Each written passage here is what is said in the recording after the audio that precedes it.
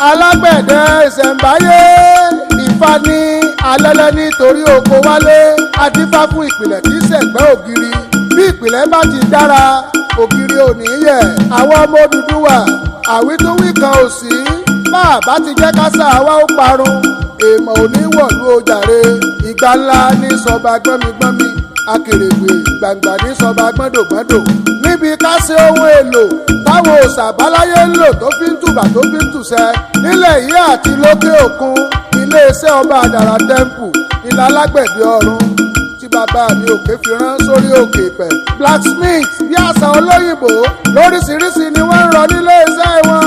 àwọn bíi ọ̀pẹ̀lẹ̀ ọ̀pá òsùn ọ̀pẹ ifá sẹ́rẹ́ idẹ oṣé Ṣàngó òrùka lóríṣiríṣi oṣooṣì agogo ifá agogo idẹ ẹ̀gbà ọwọ́ ẹ̀gbà ọrùn ẹ̀dàn ògbóni ṣàwòrò àdá òrìṣà abẹ̀bẹ̀ òsùn ìrọ́pẹ̀ idẹ ọ̀pá òṣòko.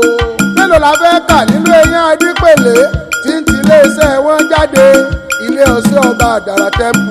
káka díẹ̀ ká dákẹ́ gbogbo ń tẹ́ ẹ bá ti fẹ́ ní idẹ bàbà pẹ̀lú òjé iléeṣẹ́ ọba àdàrà tẹ́ḿpù ṣebí ńlẹ́ ti rí gbogbo wọn. paríparí ẹ̀ ẹni tó mojú ògún ní pàbí ìnírè o kí ni rú ọ lójú ó tojú sú ọ kò yé ọmọ gbogbo rẹ̀ ló tojú sú ọ.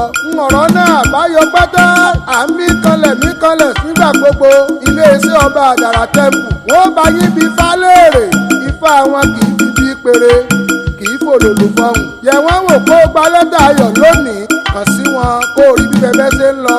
bẹ́ẹ̀ bá fẹ́ yálé sí ọba àdàrà tẹ́ḿpù ẹ kàn sí wọn láwọn nọ́mbà yìí